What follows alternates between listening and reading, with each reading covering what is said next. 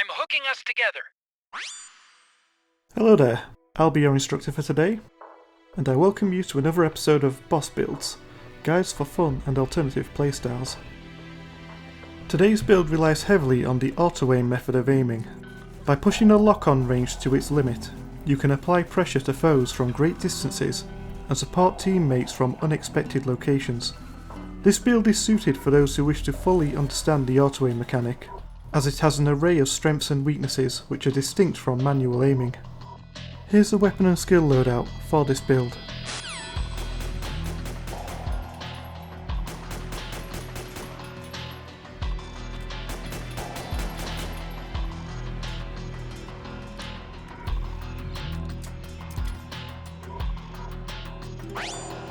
Let's start by having a quick look at the weapon statistics.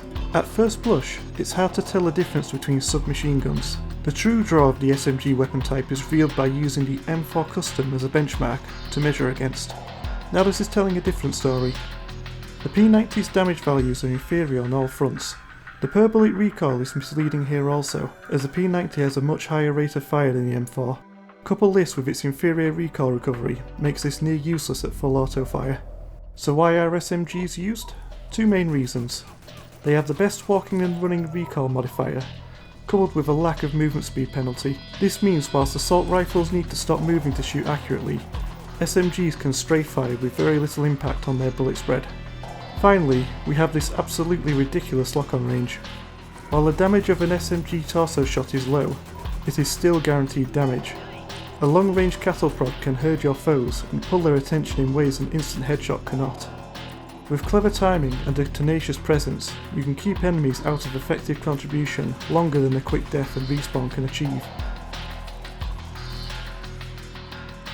Now let's cover the limitations of using auto-aim with the P90. While auto-aim locks onto torsos, it does not compensate for recoil. By holding R2 and pressing triangle, you can switch to semi-auto fire. This will slow your fire rate, allowing you to more easily manage your recoil. Even at close range, full auto AA fire is ill-advised. This is because taking damage grants a small amount of iframes, reducing the potential damage output of high fire rate weapons. What should only take 8 bullets takes much more with the default fire mode. Another thing to remember is AA does not lock on to targets who are rolling, hiding in a cardboard box, or playing dead. Finally, unlike manual aim, which uses your camera direction to aim, auto-aim instead uses your character orientation.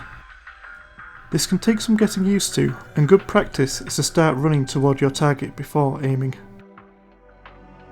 Whew, that was a lot of info. Let's go over some broader use cases. You are unlikely to defeat an unengaged enemy on equal terms. Instead, the goal is to inflict pressure and paranoia on the enemy, making your presence known and whittling away at their health as soon as they turn their attention from you. Your large ammo clip allows you to maintain pressure in the form of suppressing fire and chip damage. If you find yourself in a close range engagement, don't be afraid to switch to manual aiming. An enemy within 15 meters will die to a P90 headshot. Alternatively, always having the stun knife in your weapon cycle can help in a pinch.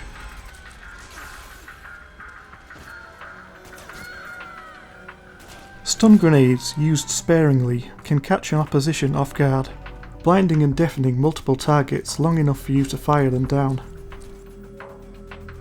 Just be sure to do so away from your teammates, who can also be blinded. That's it for this episode of Boss Builds. Good luck out there. Until next time. I think it's about time to get out of here.